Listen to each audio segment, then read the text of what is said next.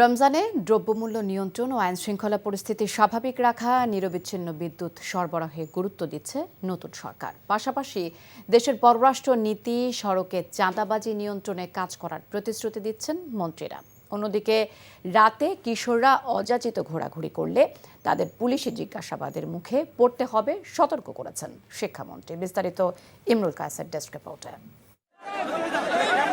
রাতে কিশোরদের রাস্তায় অযাচিত ঘোরাঘুরি বন্ধ করতে হবে উল্লেখ করে শিক্ষামন্ত্রী আনম এনামুল হক মিলন বলেন, রাতে কিশোররা অযাচিত ঘুরলে পুলিশ তাদের জিজ্ঞাসাবাদ করবে। শুক্রবার দুপুরে চাঁদপুরের কচুয়ায় স্থানীয় প্রশাসনের কর্মকর্তাদের সাথে মতবিনিময় সভায় এসব কথা বলেন। সারা রাত্র রাস্তার মধ্যে কিশোর ঘুরে বেড়ায়, কেন ঘুরে বেড়ায়? কেউ যদি প্রশ্ন করে উল্টা তারা মব অ্যাটাক করে। এখন রাস্তায় ঘুরতে হলে পুলিশ জিজ্ঞেস করে কেন ঘুরছে, কোথায় গিয়েছিল, কি জন্য গিয়েছিল। এতে যদি কনস্টিটিউশনাল ভায়োলেশনের কথা বলে সেটা আমরা পরে দেখব।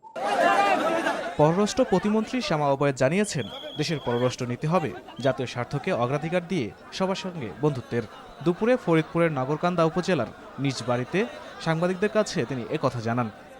সকল দেশের সাথে আমাদের সমমর্যাদা নিয়ে আমাদের সম্পর্ক থাকবে, সকল দেশের সাথে আমাদের কূটনৈতিক সম্পর্ক থাকবে, বন্ধুত্ব থাকবে, কিন্তু সেটা হবে সমতার ভিত্তিতে, পারস্পরিক মর্যাদার ভিত্তিতে। সড়ক মহাসড়কে চাঁদাবাজির কোনো সুযোগ নেই বলে মন্তব্য করেছেন পানি সম্পদ মন্ত্রী শহীদুদ্দিন চৌধুরিয়ানী।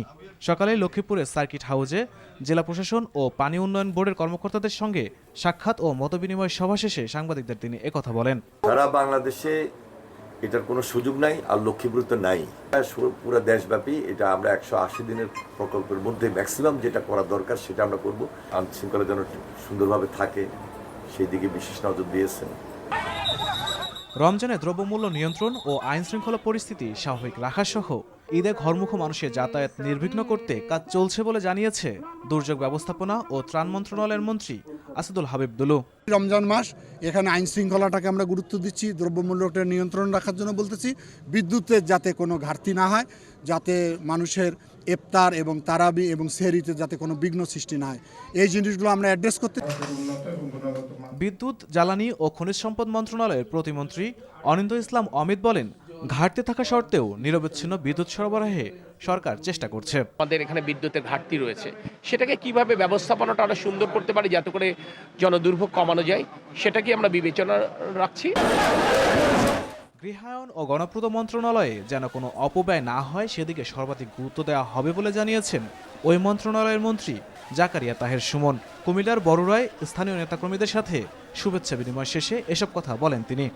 আমার সর্বাধিক চেষ্টা থাকবে যেন এটা কন্ট্রোলে নিয়ে আসা যায় এবং একদম যতদূর সম্ভব মানে লেস করাপশন এখানে বন্দোবস্ত করা যায়। Imrul Kayes, NTV news desk.